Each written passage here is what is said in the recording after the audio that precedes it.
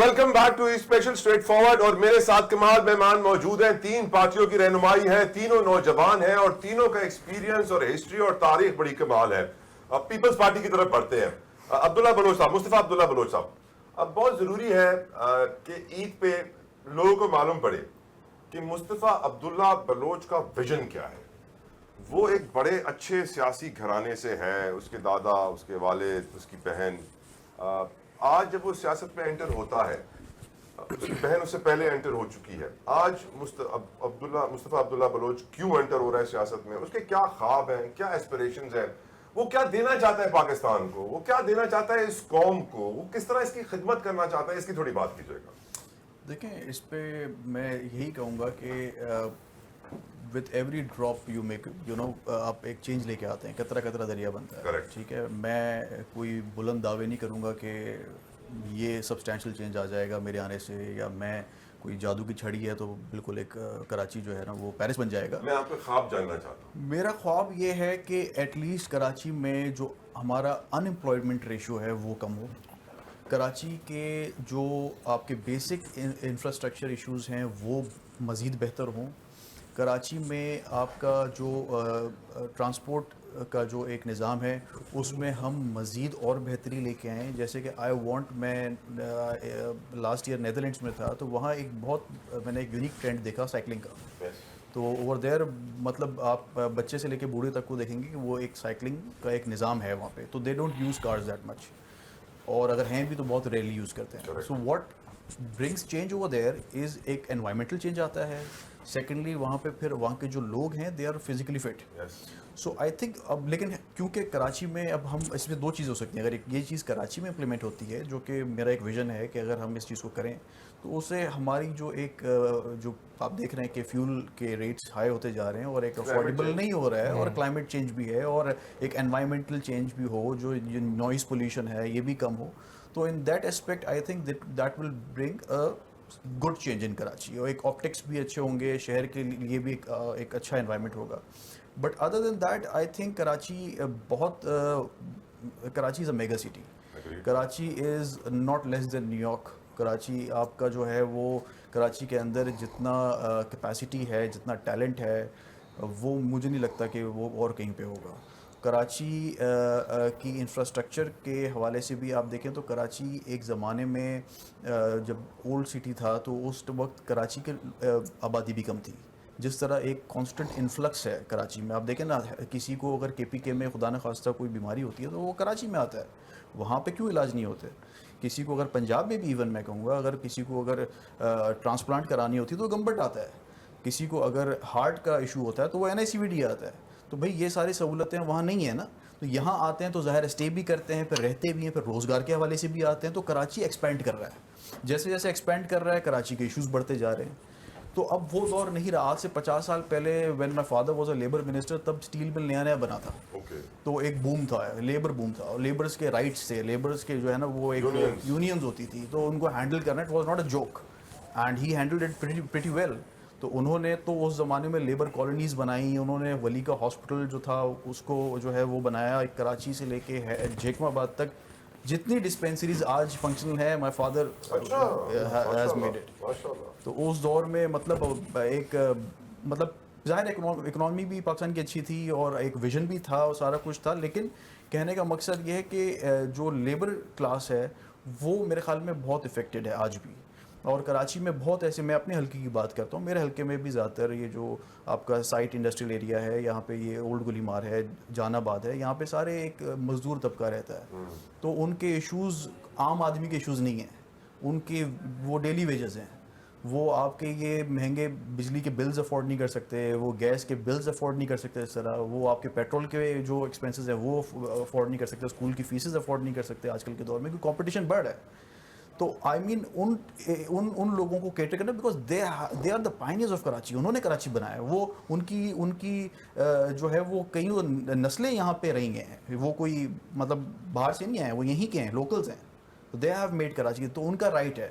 تو I think in کے لیے ایک جدوجہد ہے. ان کے لیے انشاءاللہ کوشش کریں گے کہ کسی بھی طریقے سے, تعلیم کے حوالے سے, ہیلتھ کے حوالے سے. ابھی وہاں ایک میٹرنیٹی ہوم انشاءاللہ ہم شروع کر رہے ہیں, جس میں وہی کے لوگوں کو ایک, وہاں جو خواتین ہیں ان کو ایک سہولت ہوگی.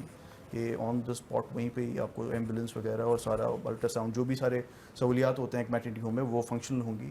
تو انشاءاللہ کوشش کر کے آئی ول سے کہ مطلب I will not compare myself with my father, because obviously وہ ایک ان کا ایک الگ ہی لیگیسی تھی, ان کو ہم کوشش کر رہے ہیں آگے فارورڈ لے جانے کے لیے, لیکن آئی وڈ سے اگر 10% بھی میں کروں تو it will be victory for me. بڑی بات ہوگی انشاءاللہ.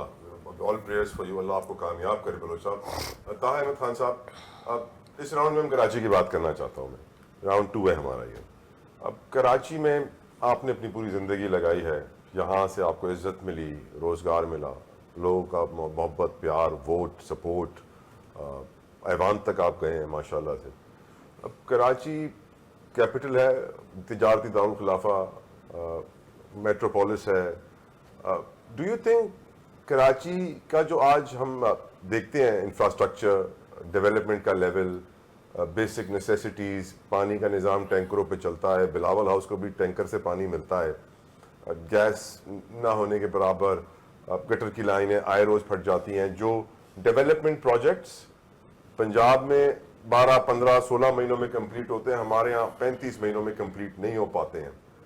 کیوں آپ کی نظر میں کراچی کے ساتھ ایسا ہوا؟ دیکھیں, کراچی کے ساتھ جو ہونے والی زیادتی ہے اس کی بہت بڑی وجہ 17 سال سے پاکستان پیپلز پارٹی کی اس صوبے پہ حکومت. ہم تمام لوگ جانتے ہیں کہ اتنی بڑی عرصے کے لیے کسی ایک سیاسی جماعت کو ان انٹرپٹڈ گورنمنٹ نہیں ملی. اچھا, جتنی باتیں ہم کر رہے ہیں نا, ایک بڑی خراب سی روایت ہے کہ ہمیشہ حکومت اپنی تعریف کرتی ہے اور اپوزیشن ان پہ الزام لگاتی ہے. اس طرح سے میرے بھائی یہاں موجود ہیں, ان کا تعلق پیپلز پارٹی سے ہے, انہوں نے جو باتیں کی ہیں بہت اچھی باتیں ہیں, لیکن دیکھیں 17 سال سے پیپلز پارٹی کی حکومت یہاں پہ موجود ہے. مجھے خوشی ہو رہی ہے کہ پیپلز پارٹی سے ان کا تعلق ہے اور ان کا ویژن اور ان کی سوچ ایسی ہے کہ جس میں کلائمیٹ چینج کا ذکر بھی ہے. آج اگر ہم پیپلز پارٹی کی کلائمیٹ چینج ڈپارٹمنٹ یا انوائرمنٹ ڈپارٹمنٹ جو سندھ میں ہے اس کی پرفارمنس دیکھیں تو پچھلے 10 سال سے تو جو ان کا ایلوکیٹڈ بجٹ ہے اس کا ایکسپینڈیچر 50% سے بھی کم ہے. سیلاب آتے ہیں تو کوئی ایک امپیکٹ اسسمنٹ اسٹڈی نہیں کرائی کہ سیلاب کیوں آ رہے ہیں. آپ بتائیں, ہیٹ ویو سے جو نقصانات اس شہر میں ہو رہے ہیں, سیلاب تو سال میں ایک دفعہ آتے ہیں, ہیٹ ویو تو چلتی رہتی ہے, کوئی کولنگ سینٹرز نہیں ہے, کوئی اس میں کوئی ایسا اقدام نہیں ہے جس سے پتہ چلے کہ کلائمیٹ چینج میں کیا بہتری لائی جا سکتی ہے. جیسے انہوں نے بتایا کہ جی ایئر کوالٹی پہ کام ہونا چاہیے, تو ایئر کوالٹی اس وقت کراچی شہر کی ڈیٹوریٹ ہوئی جا رہی ہے. پہلے کے منسبت اگر ہم دیکھیں تو ہم ایئر کوالٹی میں بھی پیچھے گئے. اس کے لیے بہت سارے اقدامات ہیں جو سندھ حکومت کو کرنے چاہیے, لیکن انفارچونیٹلی وہ لوگ نہیں کر رہے. دوسری سب سے بڑی بات یہ کہ MQM متحدہ قومی ملک پاکستان یہ ڈیمانڈ کرتی ہے کہ ایک مضبوط بلدیاتی نظام آئین پاکستان کے آرٹیکل 140A کے مطابق ہونا چاہیے. 18ویں ترمیم جب ہو رہی تھی تو 18ویں ترمیم کا مطلب ڈیولوشن آف پاور تھا, لیکن انفارچونیٹلی چاروں جو وزیر اعلیٰ ہیں صوبوں کے, انہوں نے اکمولیشن آف پاور کر لی اور اس نظام کو نیچے ڈیوالو نہیں کیا, جس کی وجہ سے گلی محلوں کے جو مسائل ہیں وہ بھی حل ہونے کے لیے وزیر اعلیٰ صاحب تک آنا پڑتا ہے. جبکہ اگر گلی محلے کے مسائل گلی محلے کے نمائندے حل کریں گے تو وہ زیادہ میکینزم آسان ہو جائے گا. دوسری بات دیکھیں, آپ 2006 میں ایک UK میں میٹنگ ہوئی میثاق جمہوریت میں, اس میں چارٹر آف ڈیموکریسی سائن کیا گیا جس میں بے نظیر بھٹو صاحبہ کے بھی سگنیچر ہیں, نواز شریف صاحب کے بھی سگنیچر ہیں, اور اس میں پیپلز پارٹی اس بات پہ اگری کرتی ہے کہ جب ہم حکومت میں آئیں گے تو ہم کانسٹیٹیوشنل ریفارمز کر کے لوکل گورنمنٹ کو کانسٹیٹیوشنل پروٹیکشن دیں گے. 2010 میں پیپلز پارٹی گورنمنٹ میں آتی ہے, لیکن کانسٹیٹیوشنل ریفارمز 2010 میں پیپلز پارٹی کرتی ہے, گورنمنٹ تو پہلے آ جاتی ہے, 2010 میں کانسٹیٹیوشنل ریفارمز کرتی ہے, لیکن لوکل گورنمنٹ کو کانسٹیٹیوشنل پروٹیکشن نہیں دیتی. تو پیپلز پارٹی نے تو اپنی لیڈر کے اس سگنیچر کا بھی پاس نہیں رکھا, ان کے اس ویژن کا بھی مان نہیں رکھا, اور لوکل گورنمنٹ کو امپاور نہیں کیا. آج پیپلز پارٹی کا اپنا میئر اس شہر میں موجود ہے, ہم اس تفصیل میں نہیں جاتے کہ کس طرح سے آئے, کیسے الیکشن ہوئے, کیا ہوا, لیکن ہم صرف یہ والی بات کہہ رہے ہیں کہ آج تو ہم بیٹھ کے آپ کے میئر کے لیے اختیارات مانگ رہے ہیں. میں یہاں پہ آپ کو تھوڑا سا انٹرپٹ کروں گا ود آل ڈیو ریسپیکٹ, معذرت کے ساتھ, لیکن سر آپ کی پارٹی بھی تو وزیر بن جاتے ہیں وفاق میں جا کے اور پھر شہر کو بھول جاتے ہیں. نہیں دیکھیں, اس میں دو الگ الگ باتیں ہیں. جب کراچی کی میئرشپ MQM کے پاس تھی تو میں اپنی بات نہیں کر رہا, آپ انٹرنیشنل گلوبل اداروں کی رپورٹس اٹھا کے دیکھ لیں, آپ کہیں گے تو میں آپ کو کوڈ بھی کر دوں گا کہ ایم کیو ایم کے جب مضبوط, اور اس میں ایم کیو ایم کا کمال اپنی جگہ موجود ہے, لیکن ایک مضبوط بلدیاتی نظام کا بھی کون سی کمال والی ہے. میئرشپ کی بات کر رہے ہیں؟ وسیم اختر والی, مصطفیٰ کمال والی؟ ڈاکٹر فاروق ستار والی اور مصطفیٰ کمال والی. وسیم اختر صاحب کے دور میں جو مسائل تھے وہ یہی تھے کہ جی بلدیا, میں نے آپ سے کیا کہا کہ ایم کیو ایم کے اپنے جو لوگوں کی اور ہمارے ٹیم ورک کے ساتھ ساتھ ایک مضبوط بلدیاتی نظام کا بھی اس میں بڑا اثر تھا. آج مرتضی وہاب چاہ کے بھی ڈیلیور نہیں کر سکتا. ہمیں جو شکایت ہے وہ یہ ہے کہ پیپلز پارٹی کے وزیر اعلیٰ ہیں, پیپلز پارٹی کا میئر ہے, پیپلز پارٹی کے وزیر اعلیٰ پیپلز پارٹی کے میئر کو اختیارات دینے سے کیوں, کیا اس وجہ سے ڈر رہے ہیں کہ انہیں یقین نہیں ہے کہ دوبارہ پیپلز پارٹی کا میئر آئے گا؟ دیکھا جائے تو میئر صاحب تو روزانہ کسی نہ کسی پروجیکٹ کا افتتاح کر رہے ہوتے ہیں, کبھی یہاں کبھی وہاں, کام تو کافی کر رہے ہیں. اچھا, وہ عام آدمی کو نظر کیوں نہیں آ رہا کہ آپ بھی اسی شہر میں رہتے ہیں, آپ بھی اسی انہی گلی محلوں سے گزرتے ہیں, انہی سڑکوں پہ رہتے ہیں, کیا آپ کو نظر آ رہے ہیں؟ شہر دنیا کے کئی ملکوں سے بڑا ہے, اعداد و شمار میں 2.5 کروڑ ہے. آپ سے میں پوچھوں گا, آپ کہیں کم سے کم 3 کروڑ تو کراس کر چکا ہے, 4 کروڑ ہو 5 کروڑ ہو, ہم کاؤنٹ ہی نہیں کر پاتے.